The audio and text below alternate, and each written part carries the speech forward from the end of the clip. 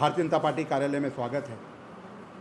साथियों, कई दिन से जम्मू कश्मीर के अंदर एक बहुत बड़ा मुद्दा नायब तहसीलदार की परीक्षा के अंदर जो उर्दू की इम्पोजिशन और उर्दू को कंपलसरी करके उमर सरकार द्वारा बनाया गया है।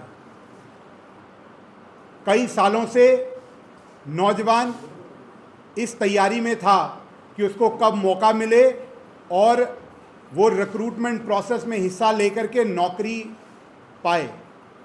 इस सरकार ने वादे भी बहुत किए थे, बट 9 जून 2025 को इस सरकार की असलियत बाहर निकल कर के आई, मानसिकता बाहर निकल कर के आई, जब इन्होंने उर्दू को कंपलसरी कंपोनेंट किया और 50 नंबर का उर्दू नायब तहसीलदार की परीक्षा के अंदर अनिवार्य किया।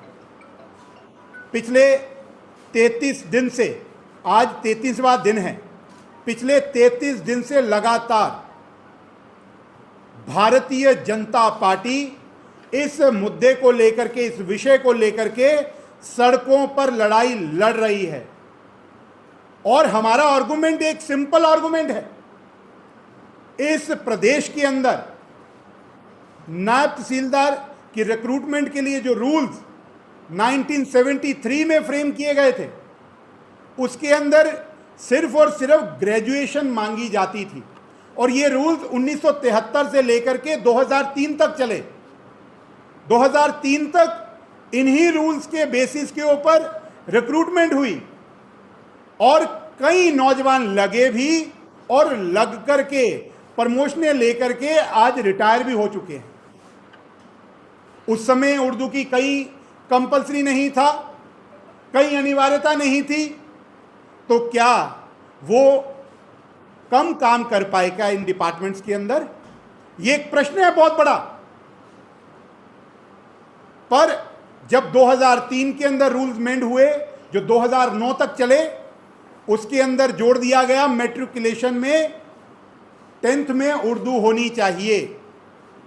और कई नौजवानों को इसके बेसिस पर बाहर किया गया, पर रिलीफ मिला। जो 29 नौजवान 2009 में जम्मू के लगे थे, उन्होंने रिलीफ की डिमांड की और उनको रिलीफ मिला और उन्होंने ज्वाइन किया।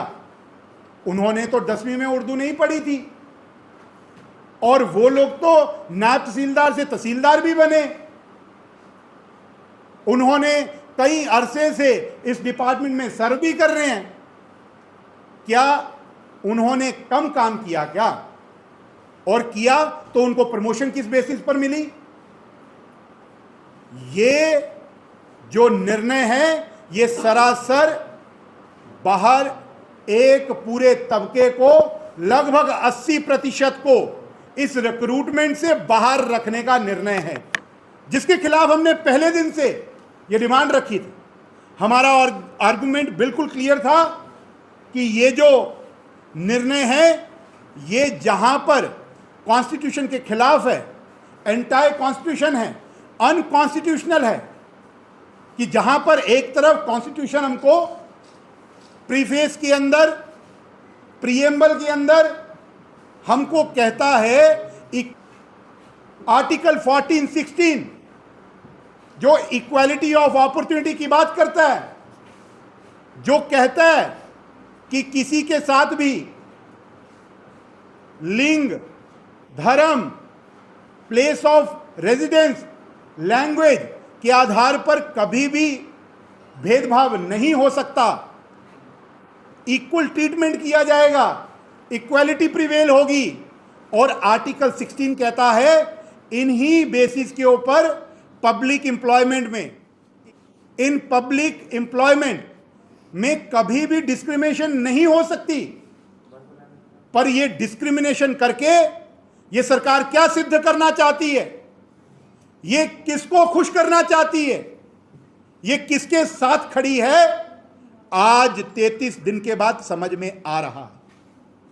जब 2015 में रिक्रूटमेंट प्रोसेस शुरू हुआ, 2019 में खत्म हुआ, उसके अंदर किस तरीके से 126 लोग उर्दू में फेल हुए, 122 जम्मू से थे, वो एक प्रेसिडेंट बन गया कि लोगों को समझ में आ गया कि जम्मू तो कभी भी डीप रूटेड लैंग्वेज इस रीजन की थी ही नहीं, कभी भी एम्फेसिस किया ही नहीं गया। स्कूल एजुकेशन में, हर एजुकेशन में कभी भी ये कंपलसरी सब्जेक्ट था ही नहीं, तो क्यों भेदभाव किया जा रहा है?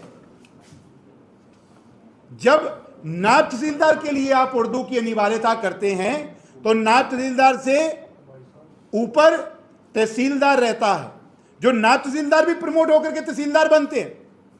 कुछ लोग डायरेक्ट सर्विसेज से भी आते हैं, जम्मू कश्मीर एडमिनिस्ट्रेटिव सर्विसेज से।